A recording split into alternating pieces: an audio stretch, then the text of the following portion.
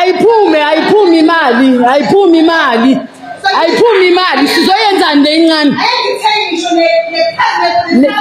nesaka lekhabishi orelani akuve akubizwe kwa media angeke phela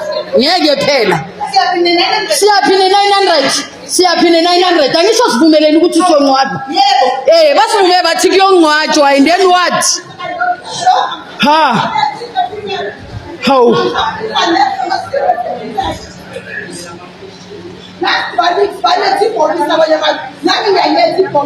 bayaza abanye ngekhumbi athi ngokuyenza bayeza abanye ngekhumbi ayangeke makubizwe nabo media akubizwe nemedia mabese bazi ukuthi Capitec kwenzakalani ngibadala iCapitec every month bayidonsa bangidonsela 938 rand nemali phezulu namhlanje bahluleka ukungibhadala ukuthi ngishonele bangibuza bangitshela into eziningi lesikhathi ngibhalisa lawa from 2023 I'm keeping esandla bayayidonsa kubank yami kodwa namhlanje kunzima ukuthi bangibhadale kunzima ukuthi Capitec ibhadale akayazi ukuthi Capitec injani Capitec ayikho right ayilunganga iCapitec ngishonele ngiyangcwaba Saturday ngiyoyithatha imali yokungcwaba ngiyoyithatha ngifuna bazi wonke umuntu bonke abantu babazi nojoin eCapitec soyifaka khona la sisemphakathini soyifaka khona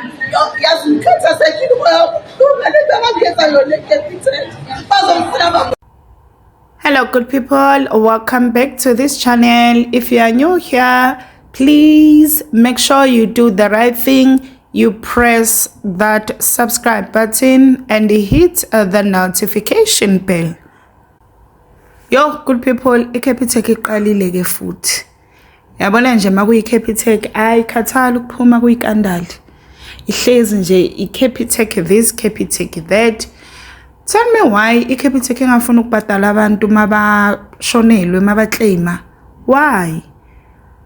Every year nje silwana neCapitec. I'm sure kulonyaka sesifole scandal lesi esizwile asazi ke esingazazi. Uyazikhumbula, I'm sure ndizosikhumbula lesi esiwesi ke ukuthi abantu baze bahamba nesidumbu. Bahamba nje nesidumbu basisa khona eCapitec ukuthi Capitec nasi isidumbu nango umuntu ushonile. Yiyo ke iproof. Hayi iCapitec. But ke kwesesikhathi ke kuyelana nange paperwork because mawuzobheka nje kulama video so kuma comment section kuba yi50-50. Abanye bathi no iCapitec mina yangibhadala within 4 hours, abanye bathi Capitec yangibhadala the following day. So I'm sure i-paperwork nayo idlala a huge role when it comes to ukuthi iCapitec ikubhadale quick in a hurry mawuclaima. So I think thina especially thina abantu abamnyama cause vele sibona abantu abamnyama kuphela kulezi zinto lezi ezikanje nothabelungu. I think it's time zokuthi senze a thorough research about ukuclaima mawushonelwe.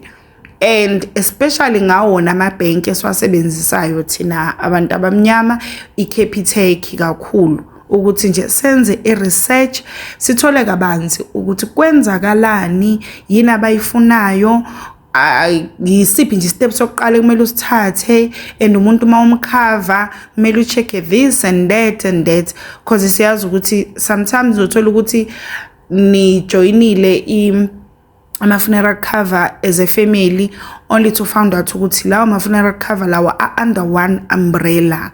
Uthola ukuthi sekubhadalwa umuntu oyi-1 wena nawe ububhadala ngapha iminyaka awusaqilo masoclaima awusayithola imali yakho just because of le funeral whatever le nijoinile under one umbrella. So good people, especially nje thina youth, umsebenzi wethu ukuthi sifundise abantu abadala ukuthi what's going on when it comes to funeral covers. Yani good people, please comment below, tell us what do you think after watching this video. Don't forget to like, share and subscribe. Kulungile, bye. See you on the next one.